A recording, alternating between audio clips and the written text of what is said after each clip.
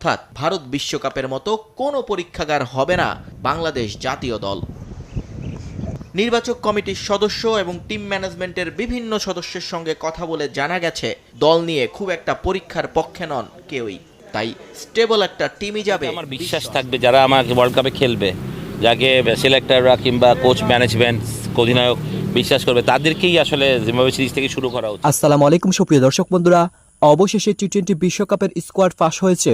দর্শক বন্ধুরা, এবারে বিশ্বকাপকে ঘিরে আগ থেকে একের পর এক নানা আলোচনার জন্ম দিয়েছে। তবে সেই আলোচনার জন্ম দেওয়ার মূল কারণ হচ্ছে গত ওডিআই বিশ্বকাপে একের পর এক নানা ভুল সিদ্ধান্তের কারণে যে অস্থিরতার জন্ম দিয়েছিল, সেই অস্থিরতার জন্ম না দেওয়ার কারণে এবার আগেভাগেই স্কোয়াড তৈরি করে ফেলেছে নির্বাচকরা। দর্শক বন্ধুরা, এবার সেই স্কোয়াডে যারা যারা যুক্ত হয়েছেন তা নিয়ে এবার গুরুত্বপূর্ণ তথ্য বেরিয়ে আসলো। দর্শক বন্ধুরা, আপনার মাঝে সেই সকল সদস্যদের তালিকা প্রকাশ করেছে।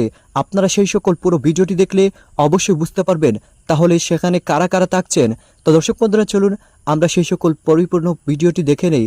এবং সেই সাথে খালেদ মাহমুদ সুজন বেশ কিছু গুরুত্বপূর্ণ কথা বলেছেন বাংলাদেশের বিশ্বকাপ স্কোয়াডকে ঘিরে। তো দর্শক বন্ধুরা, চলুন আমরা পুরো ভিডিওটি দেখে নেই। টি-20 বিশ্ব আসরের এখনও বাকি বেশ কয়েক মাস। সেই মেগা আসরের আগে আরও অন্তত দুটো সিরিজ খেলবে বাংলাদেশ, যার একটা হোম আর একটা অ্যাওয়ে সিরিজ। কিন্তু জিম্বাবুয়ের বিপক্ষে হোম সিরিজ থেকেই শুরু হয়ে যাবে বিশ্বকাপের ক্ষণ গণনা। প্রধান নির্বাচকের কথায় একটা জিনিস পরিষ্কার, হোম সিরিজ থেকেই বিশ্বকাপের দল গুছিয়ে ফেলবে টাইগার ম্যানেজমেন্ট।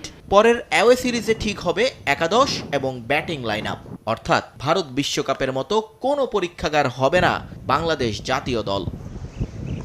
নির্বাচক কমিটির সদস্য এবং টিম ম্যানেজমেন্টের বিভিন্ন সদস্যের সঙ্গে কথা বলে জানা গেছে দল নিয়ে খুব একটা পরীক্ষার পক্ষে নন কেউই। তাই স্টেবল একটা টিমই যাবে বিশ্ব আসরে। সে হিসেবে দলের 13 থেকে 14 জনের জায়গা মোটামুটি নিশ্চিত। স্কোয়াডের এক বা দুটি জায়গা নিয়ে চলছে আলোচনা।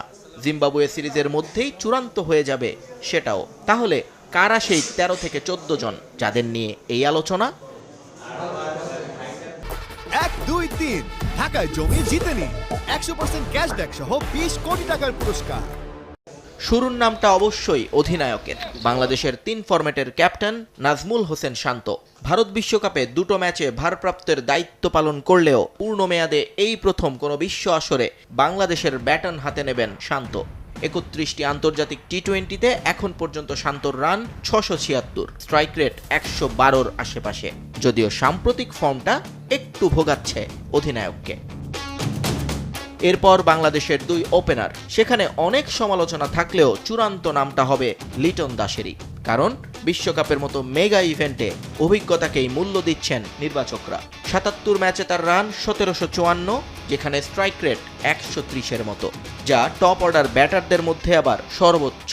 লিটনের পার্টনার হিসেবে থাকার সম্ভাবনা বেশি সৌম্য সরকারের। আপাতত ইনজুরির কারণে মাঠের বাইরে থাকলেও দ্রুতই ফিরবেন এই অলরাউন্ডার। ব্যাট হাতে তার 78 ম্যাচের অভিজ্ঞতাকে মাথায় রাখছেন নির্বাচকরা। 122 স্ট্রাইক রেটে তার রান 1287, সঙ্গে ক্যারিবিয়ান উইকেটে কার্যকরী হবে তার স্লো মিডিয়াম বোলিংটাও।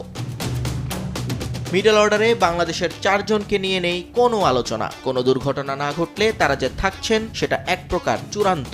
প্রথম নামটা তাওহিদ হৃদয়ের। এই তরুণের উপর পূর্ণ আস্থা টিম ম্যানেজমেন্টের। 127 স্ট্রাইক রেটে 14 ম্যাচে তার রান 231। পরের নামটা বাংলাদেশ ক্রিকেটের মহাতারকা সাকিব আল হাসানের। ব্যাট এবং বলে বিশ্ব ক্রিকেটে তার কাছাকাছি পারফরমেন্স নেই অন্য কারো। 117 ম্যাচে 2382 রান সাকিবের। স্ট্রাইক রেটটা 122.40। বল হাতেও সমান পারদর্শী এই বাঁহাতি অর্থোডক্স। 140টি আন্তর্জাতিক উইকেট আছে তার ঝুলিতে, যেখানে 20 রানে 5 উইকেট ক্যারিয়ার সেরা বোলিং ফিগার। 1, 2, 3 ঢাকায় জমি জিতে নিন 100% ক্যাশব্যাক সহ 20 কোটি টাকার পুরস্কার। সাকিবের পরে থাকবেন দলের আরেক গুরুত্বপূর্ণ সদস্য মাহমুদুল্লাহ রিয়াদ। অভিজ্ঞ এই ব্যাটার এখন পর্যন্ত ম্যাচ খেলেছেন 124টা। 118.19 স্ট্রাইক রেটে রান 2176। বিপিএলে তার পারফরমেন্স নজর কেড়েছে ক্রিকেট সংশ্লিষ্টদের। পরের নামটা টাইগার মিডল অর্ডারের নতুন সংযোজন জাকের আলী অনিক। লেট মিডলে বড় বড় ছক্কা হাঁকাতে পারেন এই ক্রিকেটার, যার প্রমাণ তিনি দিয়েছেন লঙ্কা সিরিজে। 6 ম্যাচে তার run 110, strike rate 122.22। Late middle অর্ডারে প্রতিপক্ষকে চার্জ করতে থাকবেন আরও 2 জন, দুজনই স্পিনিং অলরাউন্ডার। শেখ মেহেদী 44 ম্যাচে রান করেছেন 317। স্ট্রাইক রেট অতটা ভালো না হলেও ঘরোয়াতে তার পারফরমেন্স বিবেচনায় নিচ্ছেন নির্বাচকরা। বল হাতে 35টি উইকেটও কথা বলবে তার পক্ষে। পরের নামটা রিশাদ হোসেনের। লেগ স্পিনিং এই ব্যাটারের জায়গাটা যে পুরোপুরি নিশ্চিত তা হয়তো জানেন বাংলাদেশের 18 কোটি মানুষ। ব্যাট হাতে তার স্ট্রাইক রেট এখন পর্যন্ত দলের সর্বোচ্চ 136.53। বল হাতেও তার ইকোনমি বেশ সমীহ জাগানিয়া। পরের তিনজন এই মুহূর্তে বাংলাদেশের পেস অ্যাটাকের ত্রিনয়ন। 57 ম্যাচে 56 উইকেট নেয়া তাসকিন আহমেদের সঙ্গে নতুন বল হাতে নেবেন গত এক বছরে বাংলাদেশের সেরা পেসার শরীফুল ইসলাম। 37 ম্যাচে তার উইকেট সংখ্যা 42। আর মিডল ওভারে ব্রেক থ্রু এনে দিতে ক্যাপ্টেনের ভরসা হবেন মুস্তাফিজুর রহমান। 91 ম্যাচে তার উইকেট 160টি। স্কোয়াডের 13 নম্বর জায়গাটা নিয়েও নেই কোনো বিভ্রান্তি। এখানে দীর্ঘদিন পর আবারও দলে ফিরবেন মোহাম্মদ সাইফুদ্দিন।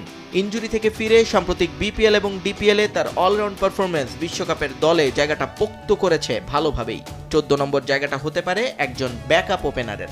সেক্ষেত্রে এখানে বিজয়ের সঙ্গে নাম আছে তানজিদ তামিমের। কিন্তু বিপিএল অভিজ্ঞতা এবং সাম্প্রতিক ফর্ম বিবেচনায় নিলে তানজিদ হাসান তামিমি হতে যাচ্ছেন নির্বাচকদের একমাত্র পছন্দ। সব সমস্যার মূলে স্কোয়াডের শেষ জায়গাটা, অর্থাৎ কে হবেন বিশ্বকাপের 15তম সদস্য, এটাই এখন $1 মিলিয়ন প্রশ্ন। এখানে নির্বাচকরা বিবেচনায় নেবেন কোচ ক্যাপ্টেনের চাহিদা। যদি একজন স্পিনার বাড়ানোর ইচ্ছে থাকে সেক্ষেত্রে শিখে ছিটতে পারে আলিস আল ইসলাম কিংবা তানভীর ইসলামের। তবে পেসার বাড়াতে চাইলে একমাত্র পছন্দের নাম হবে তানজিম হাসান সাকিব। তবে ভারত বিশ্বকাপে ব্যাটারদের কারণে ভোগান্তি বেড়েছিল দলের, তাই একজন অতিরিক্ত ব্যাটার চাইলে শামীম পাটোয়ারিকেও রাখতে হবে বিবেচনায়। যাদেরকে আমার বিশ্বাস থাকবে, যারা আমাকে ওয়ার্ল্ড কাপে খেলবে, যাকে সিলেক্টররা কিংবা কোচ ম্যানেজমেন্ট অধিনায়ক বিশ্বাস করবে, তাদেরকেই আসলে জিম্বাবুয়ে সিরিজ থেকে শুরু করা উচিত। কারণ হাতে বেশি সময় না। আসলে এরকম না যে আপনি 2 ইনিংস এ খেললো, 2 ইনিংস ও খেললো, তারপর দুজনই ফেল করলো, তারপর আপনি যখন 5 নম্বর ইনিংসটা খেলবেন কাকে নিয়ে খেলবেন? আসলে তো আপনি কনফিডেন্স নষ্ট করলেন 2টা ছেলের। ওইভাবে না করে একটা ছেলেকেই 4টা ম্যাচ খেলান। যদি 2টা ম্যাচে ফেলও করে, ওর অপরচুনিটি থাকবে তো 3rd 4th ম্যাচে রান করে কনফিডেন্স বিল্ড আপ করা। যখন আমি বিপিএলে সালাউদ্দিনের মুখোমুখি হই তখন আমার কাছে মনে হয় যে আমি আসলে ওর কাছাকাছিও না। মানে এটা তো আসলে কোচরা তো একটা টিমের উপরে ডিপেন্ড করে না। আর এখন আমার যখন ঢাকা টিম নিয়ে আমি খেলি, যখন কুমিল্লা আছে, তারপর আমি কুমিল্লাকে হারিয়েছিলাম গত বছর in the first phase. But basically ওই সময় মনে হয় যে একটা পার্থক্য থাকে। বাট প্রিমিয়ার লিগে এসে মনে করেন আমরা কাছাকাছি, তখন আপনি বলতে পারবেন যে it's not coaching. Salahuddin have a different philosophy, আমার কোচিং একরকম, ওর কোচিং হয়তো একরকম হতে পারে। ওদের বাংলাদেশের ওয়ান দ্য বেস্ট কোচ, এটা তো অস্বীকার করার উপায় নেই আমাদের কাউরিরই। সুতরাং মানে ওর যখন একটা বিপিএল যখন অনেক স্ট্রং টিম নিয়ে খেলা, তখন ওর সাথে কথা বলার সুযোগ থাকে না আসলে। তো দর্শক বন্ধুরা, আপনারা হয়তো পুরো ভিডিওটি দেখে এবং এই সকল কথাবার্তাগুলো শুনে অবশ্যই বুঝতে পেরেছেন অবশেষে আগ থেকেই টি-20 বিশ্বকাপের জন্য প্রায় 14 জন ঘোষিত হয়ে গিয়েছেন। শুধুমাত্র একটি জায়গা খালি রয়েছে, তবে সেই জায়গাটিও অতি দ্রুত ভরে যাবে।